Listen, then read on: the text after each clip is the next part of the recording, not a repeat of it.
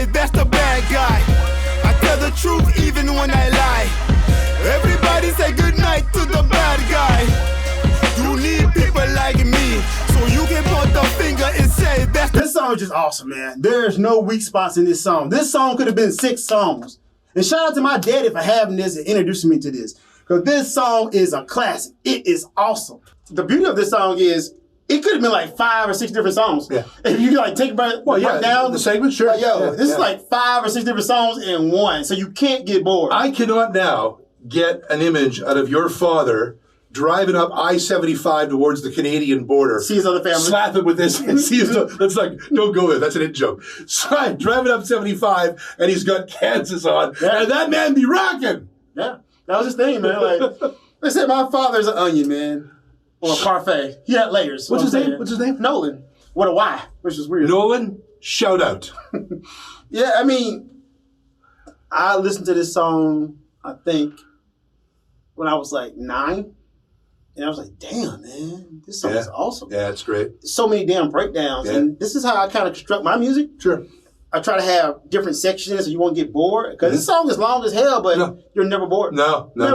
Musicianship's great. Oh, man, you can't say anything bad about this musicianship. The playing is great. The harmonizing. The choice of instruments. Like, it was so genius to put in a piano when it's time to do the verse. Like, they gave you straight up guitar in the beginning. Like, you was rocking.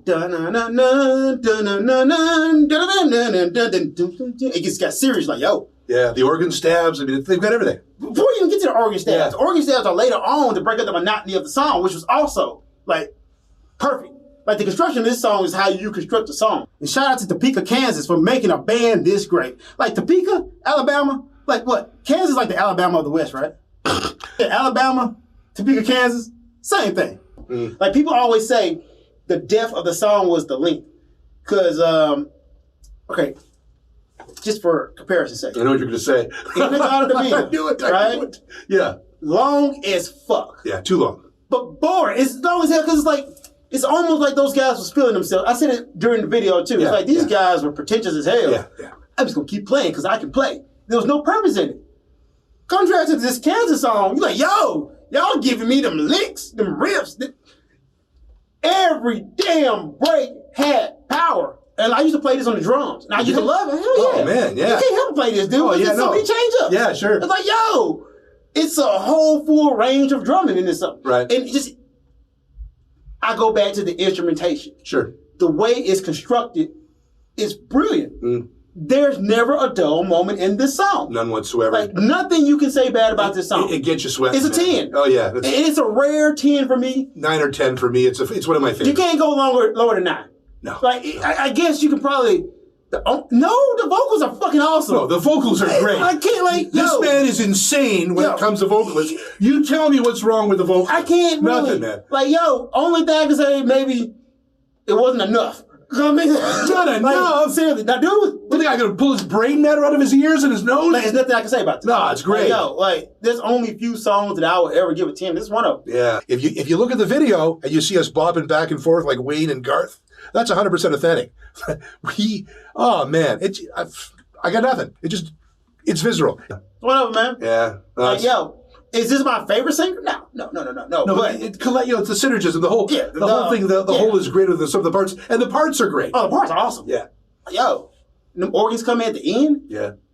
Like, dude, count the instruments you hear in this. Like, you hear your lead, you hear your bass, and the bass actually, like, your drums, you got your pianos, you got the organ stabs in there. May have heard some flute. I don't know. I'm just saying. It's like, but the vocals, the harmonization. These guys had it. They had it. And that's like, But don't you cry no more, 2, 3. No! I mean, that comes out of nowhere. That's just a great grace note. Just a little bit bang. Yeah, one of the greatest American rock bands. Next to Parliament. Parliament, baby. The Parliament and Kansas are like, they're so underrated while being overrated. It's like, because everybody knows Kansas. Like, this song was on Guitar Hero. Oh, was it? Oh, yeah, the video games. Like, it's everywhere. However, it's still not, it still doesn't get the credit or the accolades it deserves. Oh, it's a great song, man. It Oh, yeah. really is. It's got everything. It moves you. It gets you jumping up and down. I don't know what else I can say. I love the song. There's not much you can say No. wrong with this song. No. Like I said, the guys are some damn good players. And like I said, next to Skinner, this is my band. You don't like Skinner, do you? I like Skinner. They're not my favorite band, but I like them okay. Damn Yankees. That Smell is my favorite song by them. Yankees. You know, Freebirds. Freebird. Look, I went to college at the University of Tennessee in Martin, Tennessee. And I used to DJ parties for the white fraternity sometime. And, like, I remember being at a KA party. You're kidding me. That's my brother's fraternity. Oh, really? But there's two of them. Yeah, I was with the racist one. Oh, okay. My brother was... Kappa Alpha is the oldest fraternity. Mm-hmm. And during the U.S. Civil War, they split. Mm-hmm. And my younger brother, he's a member of the non-racist one up north. Okay, here's the thing, right? And shout out to the brothers of KA at the University of Tennessee at Martin. Like, they know their history. They're aware of it. They don't run from it. And they always treated me well. Like, I've never had a problem with those guys. When I found out about this, I even asked one of them about, like, yo, is it true you guys broke up during the Civil War? Like, yeah, that's true. I always thought my brother's friends from that frat were a bunch of fucking assholes, but that's just me. Well, you know, it's just a frat thing in general. Yeah. And this is me being a part of a frat. I'm a member of Phi Beta Sigma Fraternity Incorporated, right? And, yeah, I had the frat assholes. Those guys are knobs. Jesus yeah, Christ. in retrospect, man, we were knobs too. What a bunch of fucking knobs, a lot of them. Yeah. Hey, man, I'm just saying that as a fraternity member. Yeah. Yeah. Shout out to my brother Bruce. Is he a knob? No, actually, Bruce is really a thoroughly decent guy, richer than God, but who came by his money through hard work and honesty and being decent. See, like, there's always the exception. Yeah. I would like to think I'm the exception in my fraternity. Right. I would like to think there's going to be somebody like, hell no, you was a complete jerk. But I would like to think I was always the complete jerk. I can see that. Yeah, of course. Yeah, I can see that. No shit, Sherlock. Yeah. That was me. You know what? During the heyday of these prog rock bands, right? Mm-hmm. What I love about prog rock is you guys during that era weren't scared to experiment and add, like, organs and pianos and different instruments, even your Jethro Tulls and him and his magical flute, right? Mm-hmm. You guys experimented a lot. Then it seems like in the 90s when you're starting to get into grunge and new wave punk, it stripped down all the way again. Yeah, very much. It just went back stripped down. Well, that was the whole punk ethos was, enough complexity. Mm-hmm. Let's get back to some rock and roll. And it just stuck like this. I think we need to go back to some prog rock. Well, I like both. I mean, I really do.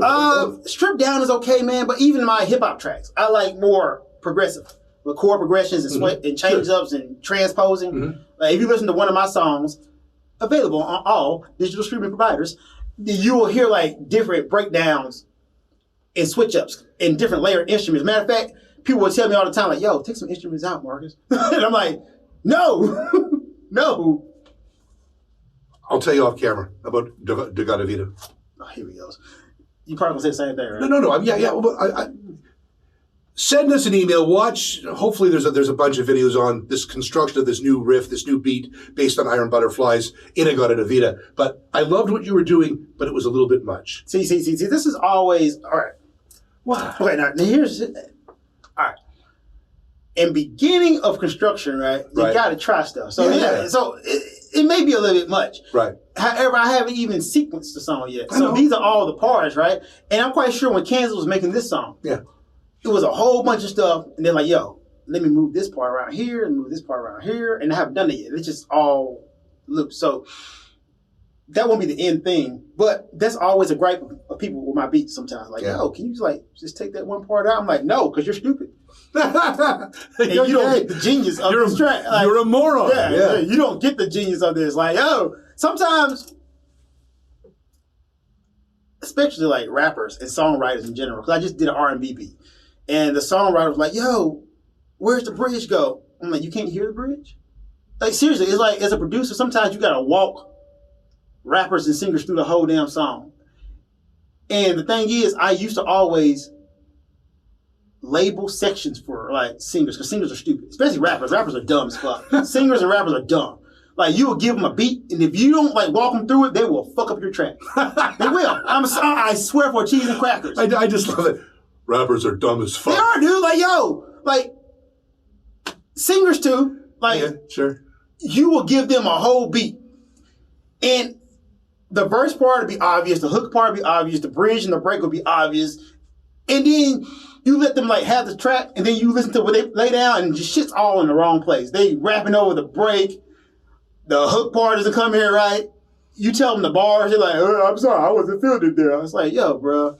You weird. So, yeah. But seriously, I used to always label out like where I want them to rap. Then they got mad. Well, you definitely my creative outlet. So then you let them have it, and then they fuck it up, and then you gotta go back and fix it again. And then once you fix it, oh man, that sounds better. You dumb fuck, you should have listened to me the first time. Oh, hey rappers. We're out. You need people like me, so you can point the finger and say that's the bad guy. I tell the truth even when I lie.